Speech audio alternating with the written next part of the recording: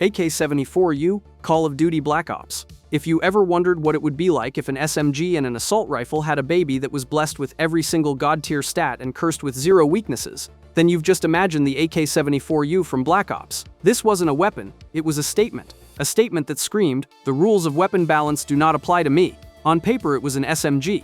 In practice it was a pocket-sized death laser that laughed at the concept of engagement distances. While other SMGs like the MAC-11 or the Spectre were forced to play by the rules, excelling in tight corridors but falling off at range, the AK-74U casually engaged snipers on array and won.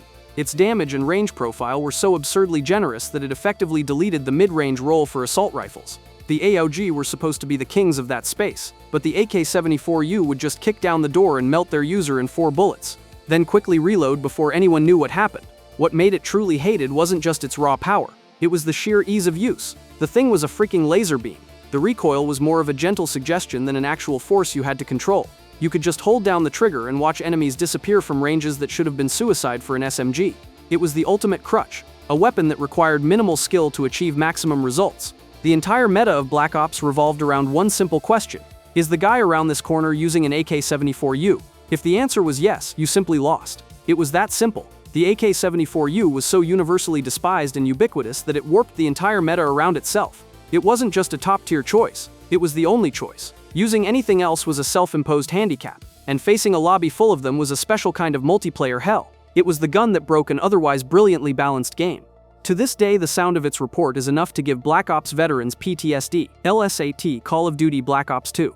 The LSAT in Black Ops 2 was a concrete mixer. You didn't just use this light machine gun, you deployed it.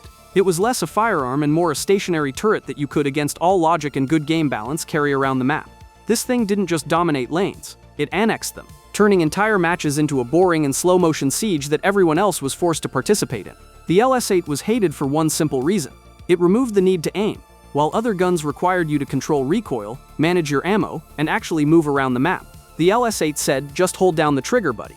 It was a laser beam with a 80-round belt fed by the gods of low-skill gameplay. The recoil was so non-existent that snipers on the opposite end of standoff would see that distinctive tracer fire and just sigh, knowing they were about to be flinched to death by a weapon that had no business being that accurate at long range. But the true source of the pure, unadulterated hatred was the playstyle it encouraged. The LS8 was the official weapon of the head glitcher. Paired with a target finder sight that literally highlighted enemies in red, it created the most brain-dead, soul-crushing combo in the game. A player would mount up on a crate, ADS, and then just hold down the trigger until something moved. It turned dynamic, fast-paced maps into a fucking shooting gallery where you were the duck. It was the ultimate crutch for players who found moving and thinking simultaneously to be too much of a challenge. The LS8 didn't just kill you, it bored you to death first. Brecci, Call of Duty Black Ops 3. The Brecci is what happens when developers forget that balance exists. On the surface, it looks like just another semi-auto shotgun. You would think nothing too crazy, but you would be very wrong. This thing was a nightmare that turned Black Ops 3 into a living hell. Before its nerf, the Brecci wasn't only powerful, it was also oppressive.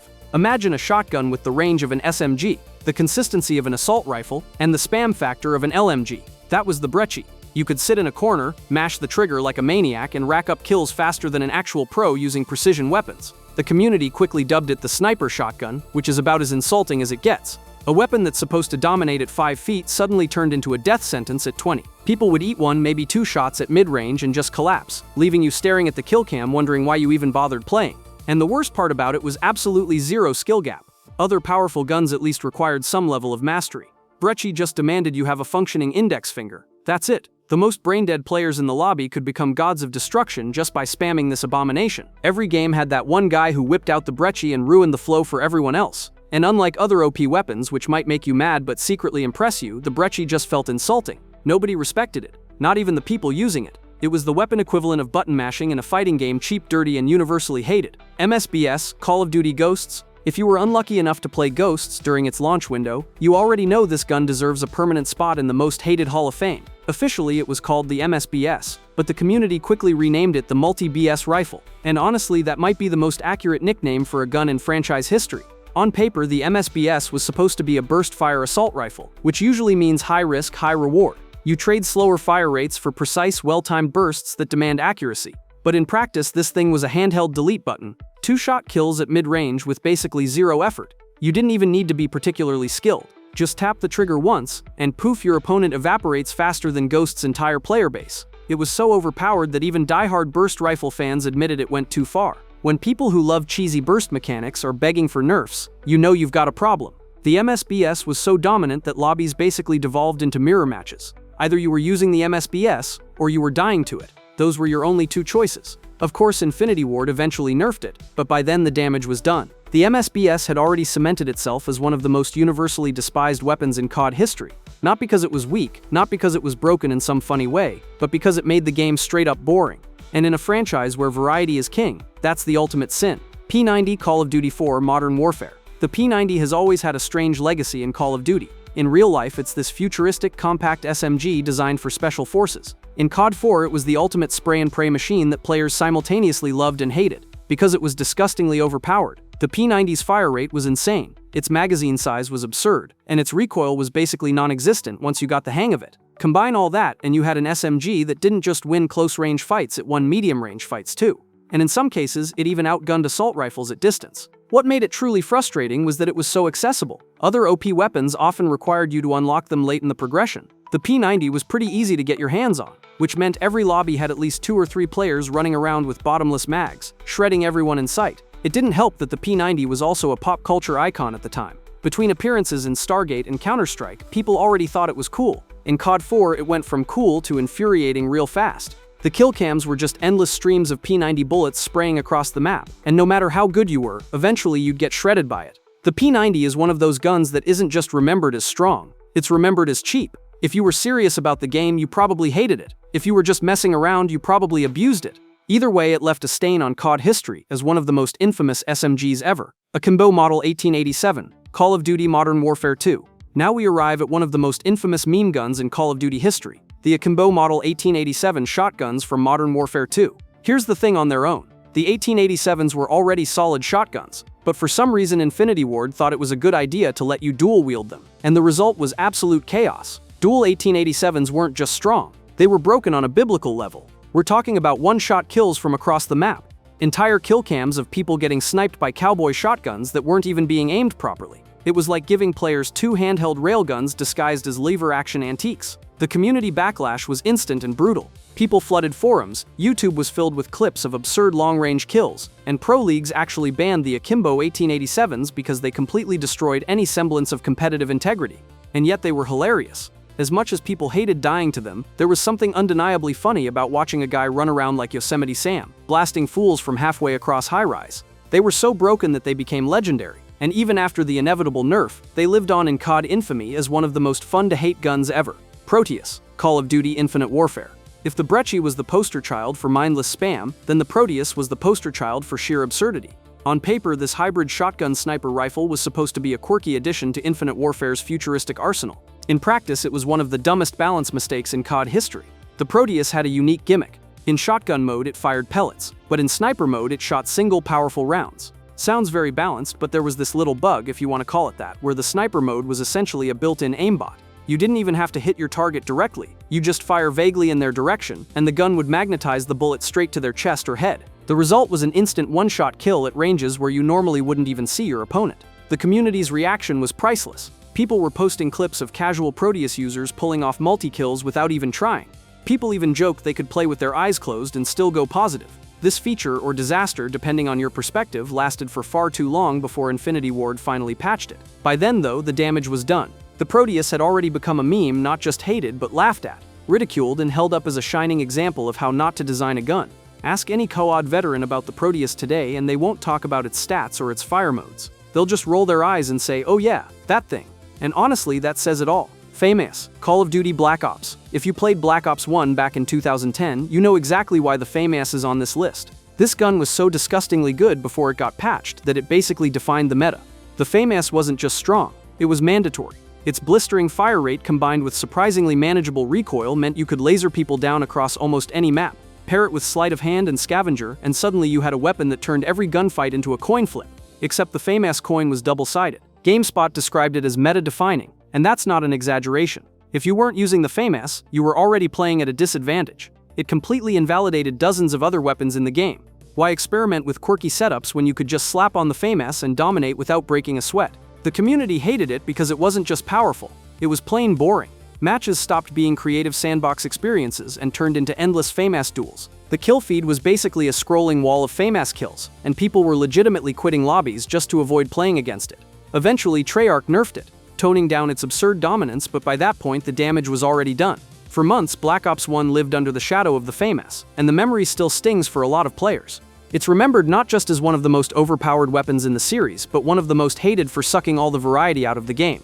M1 Garand, Call of Duty 2003. A legendary rifle in real life, the rifle that helped win World War II, the one with the iconic ping sound. But in the original Call of Duty, it was a soul-crushing disappointment. You'd think such an iconic weapon would be treated with respect in its digital debut. Instead, it was like Treyarch pulled every bad design lever at once. The iron sights were awkward and obstructive. The recoil was way too harsh for a semi-auto rifle that demanded precision. You couldn't even top off the clip once you started reloading. You were locked into a long and vulnerable animation. Perfect way to die mid-fight. But the real insult was the damage. For all its supposed power, the Garand just didn't hit hard enough. It couldn't compete with the Thompson up close. It couldn't hang with the sniper rifles at range. In the middle ground, it was mediocre at best. Basically, the Garand had no niche. And the kicker was it had no scoped variant.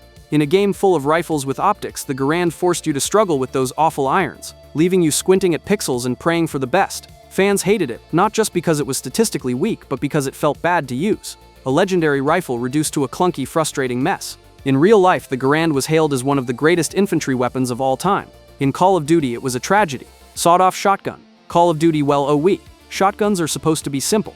Up close, it's a one-shot, one-kill. The sawed-off shotgun in Well OE managed to screw that up so badly that it became infamous as one of the worst shotguns in the franchise. The design flaws were glaring. First, the pellet spread was insanely wide and random. To secure a one-shot kill, you needed 5 out of 8 pellets to hit your target within an extremely short range. The problem was the random spread often meant your pellets decided to hit the wall, the floor, or the air around your enemy instead of the actual body standing in front of you. Even when someone was directly in your face, you could still get a hit marker instead of a kill. Nothing is more humiliating than pulling out a shotgun, which is supposed to be the king of close-quarters combat, then watching your target shrug it off before mowing you down with an SMG. Each shell had to be inserted manually, leaving you exposed for a solid 3.5 seconds. In CoE, that's basically an eternity. Players universally panned it as a high-risk, no-reward weapon. Unlike other bad guns that might still be fun in niche situations, the sawed-off was just depressing to use. It didn't dominate up close, it couldn't compete at range, and it left you defenseless in between. It wasn't just weak, it was a betrayal of what a shotgun is supposed to be. HK-21, Call of Duty Black Ops. The HK-21 is one of those guns that makes you question what the developers were smoking when they decided it belonged in the same category as the RPK or M60. In Call of Duty Black Ops, the HK-21 was technically an LMG, but in practice it felt like the most passive-aggressive assault rifle ever designed. You expected the hallmarks of a light machine gun: giant ammo pool, heavy but manageable recoil, and the ability to lock down an entire lane of the map with suppressive fire. Instead, the HK-21 handed you a 30-round magazine, some of the clunkiest handling in the game, and a recoil that kicked like it wanted to break your controller. Community perception of the HK-21 was brutal. It was the gun people used when they wanted to prove they could win while handicapping themselves. You'd see it in Worst Gun Challenge YouTube videos, or in threads where players argued about which LMG was the most useless. Nobody argued for the HK-21. It wasn't divisive, it wasn't underrated, it was just bad. And in a game where everyone defaulted to the FAMAS or the Galil, the HK-21 felt like the awkward kid sitting alone in the cafeteria, begging someone to pick it. Spoiler alert, nobody picked it. In hindsight, the HK-21 is almost fascinating as a design failure. Treyarch clearly wanted to experiment with an LMG that had lower magazine capacity but higher handling, essentially trying to create a hybrid between AR and LMG.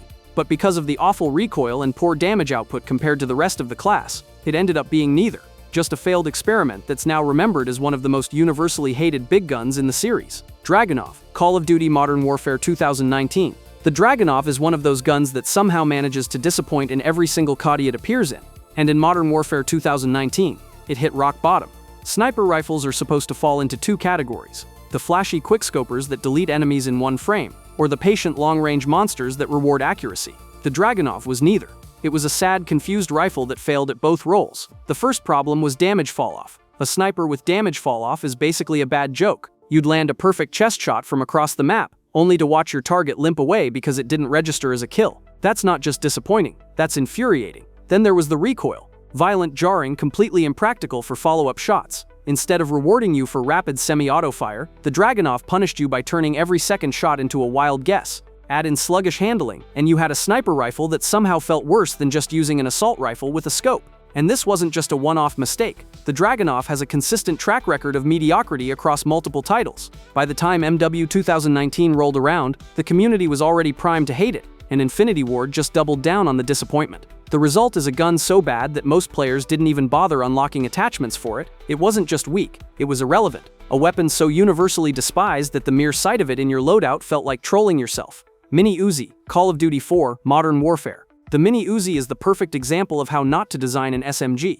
In theory, it should have been the ultimate close-range weapon. High fire rate, easy mobility, perfect for rushing. Instead, it ended up as one of the most infamous pea shooters in Call of Duty history. This thing chewed through ammo like a wood chipper, but the damage output was so laughably low you'd be lucky to down an opponent before your magazine ran dry. It was like shooting people with angry Nerf darts. Add in recoil so random it looked like your operator was having a seizure, and you had a recipe for pure frustration. What made it worse was the competition. In COD 4 you already had SMGs like the MP5, which were absolute lasers with respectable damage. Switching to the Mini Uzi felt like a punishment, like the game was mocking you for even trying. And don't even get started on the visual design. The muzzle flash was so bright and obnoxious that it actively blocked your line of sight, especially in darker areas of maps. You weren't just fighting your enemies, you were fighting your own weapon. No matter how skilled you were, the Mini Uzi found a way to betray you. It's no wonder players compared it to GoldenEye's infamous Klob, another gun so hilariously bad it became a meme. The Mini Uzi didn't just underperform, it redefined what a trap weapon meant in the COD franchise. A gun that existed solely to waste your time until you unlocked something better or literally anything else. Von Fardius Tausendfleisch 2000 Folden P. FAR 2000 was supposed to be Modern Warfare 2's futuristic high-tech assault rifle. Instead, it was basically the poster child for wasted potential. Let's start with the iron sights. Easily some of the worst in franchise history. They were bulky, obstructive, and so poorly designed that you practically had to waste an attachment slot on a red dot sight just to make the gun usable. And once you did, it still sucked. The recoil was bizarre, kicking unpredictably in ways that made consistent accuracy nearly impossible. The damage was pitiful compared to other rifles. And just to add insult to injury, the reload speed was painfully slow, leaving you wide open at exactly the wrong time. The final nail in the coffin was its competition. MW2 had some of the most broken weapons, like the ACR, the FAMAS, the UMP45. Against those beasts, the F2000 wasn't just weak, it was irrelevant. Using it felt like playing the game on hard mode for no reason other than masochism. The community didn't even hate it, and laughed at it. The F2000 was that one kid on the team project who showed up, contributed nothing, and still got an F. A complete non-factor that went down in history as one of the least effective assault rifles ever put in a Call of Duty game. Call of Duty Modern Warfare 2. The SCAR H in Modern Warfare 2 is one of those guns that should have been a fan favorite but instead ended up as the assault rifle everyone avoided unless they had no other option. On paper it looked like a powerhouse. In practice it was a slow, awkward, ammo-starved rifle that couldn't compete with the big dogs. The SCAR H fired slower than just about every other AR in the game. Combine that with a tiny 20-round magazine and you had a recipe for frustration. Every missed bullet was devastating because you simply didn't have the ammo to spray and adjust like you could with the ACR or TAR-21. And the recoil was snappy and awkward enough to make sustained fire a nightmare. The real insult was how outclassed it felt. MW2 was stacked with top-tier rifles. The ACR had no recoil and laser accuracy. The FAMAS was a one-burst machine. Even the M4A1 was far more versatile. The SCAR H ended up as the kid trying to juggle next to someone doing flaming backflips. The community reaction was lukewarm at best. It wasn't hated for being broken, but it was consistently listed as one of the most disappointing weapons in the game. Later games gave the SCAR a redemption arc, but its MW2 version left a scar of its own. The kind you get from wasting time unlocking attachments on a weapon you'll never use again. MP7, Call of Duty Modern Warfare 3. If the SCAR H was a precision scalpel, and the AK-74U was a sledgehammer, the MP7 in Modern Warfare 3 was an industrial wood chipper. You didn't so much as aim this thing as you just pointed it in the general direction of the enemy, and watched the hit markers fill your screen like a slot machine paying out a jackpot of pure unadulterated rage. This wasn't an SMG. It was a cheat code disguised as a primary weapon. The MP7 took the entire concept of a weakness and threw it out the window. It had the sprint out time and mobility of a pistol, but it could laser beam players from ranges that would make most assault rifles blush. Its recoil pattern was practically non-existent, meaning any player, from a first-time recruit to a grizzled 10th prestige, could pick it up and instantly become a threat from the cargo containers of Terminal to the hallways of Arcaden. What made it truly despised, though, was its identity crisis. SMGs are supposed to be kings of close quarters but fall off at range. The MP7 laughed at that rule. It had the damage profile of a pea shooter, but it made up for it by firing those peas at roughly 1,000,000 rounds per minute with pinpoint accuracy. The combination of a massive 40-round default magazine and a fire rate that could strip paint meant you could pre-fire every corner, miss half your shots, and still win the gunfight. It was the ultimate I win button for any engagement that didn't involve a sniper rifle, a mile away. The MP7 was so universally dominant that it single-handedly defined the meta. Lobbies weren't filled with a variety of weapons. They were MP7 conventions with occasional guests. It was the gun that required zero sacrifice. You didn't need to worry about range. You didn't need to worry about control. You just needed a finger to hold down the trigger.